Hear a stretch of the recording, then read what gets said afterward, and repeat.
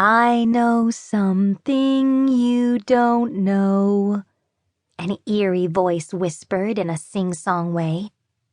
Annie's eyes shot open, and she stared into the dark, trying to see if someone was in the room with her. Enough moonlight came through the window that she could see that her bedchamber was empty. When she spotted the disembodied head that seemed to be floating in the corner, her heart lurched. It took her a moment to recognize the face in the magic mirror. She'd had the mirror moved to the far corner only the day before and wasn't used to seeing it there. "Oh, it's you," Annie mumbled and snuggled deeper under her covers.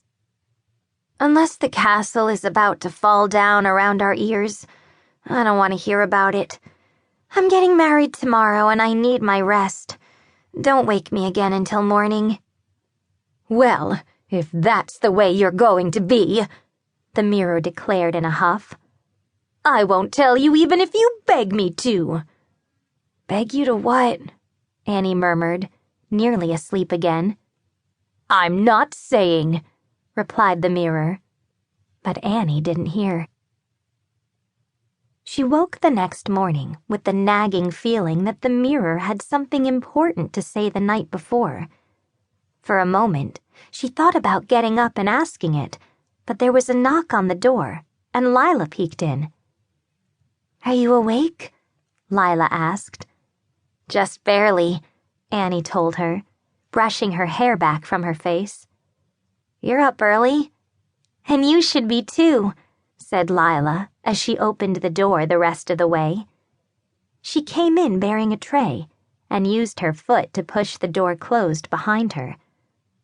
"I thought you might like some breakfast before you're too busy to eat." "How thoughtful," Annie said.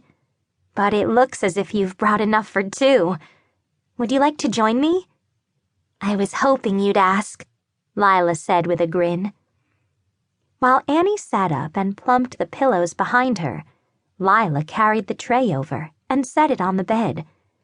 Hiking her skirts up to her knees, she climbed onto the high mattress and reached for a biscuit. Although everyone else thought Lila was a servant girl, Annie knew the truth. Lila was a runaway princess who had been hiding in Snow White's castle when Annie found and befriended her.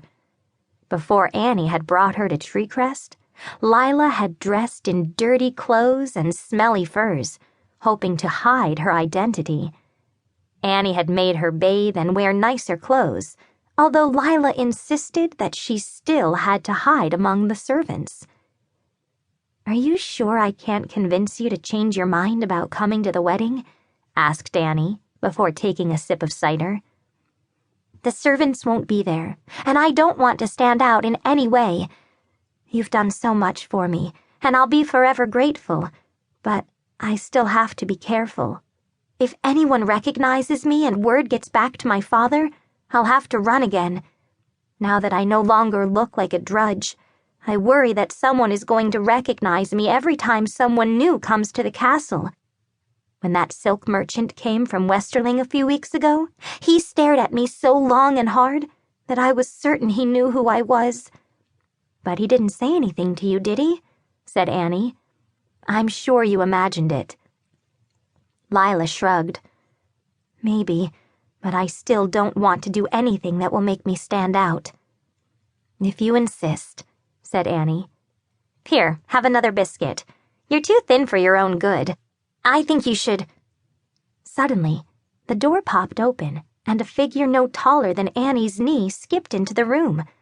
Seeing Lila, he scratched his head and said, "I don't know much about human customs, but why is a servant sitting on your bed, princess?" Lila scooted off the bed, nearly knocking over the tray.